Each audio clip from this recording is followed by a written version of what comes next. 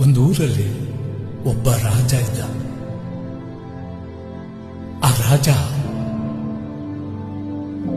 ಇಡೀ ರಾಜ್ಯದಲ್ಲಿ ಇರತಕ್ಕಂತ ಜನತೆಗಳ ಖುಷಿಗೋಸ್ಕರ ಇಡೀ ರಾಜ್ಯನೆಲ್ಲ ಸುತ್ತಾಡ್ತಿದ್ದ.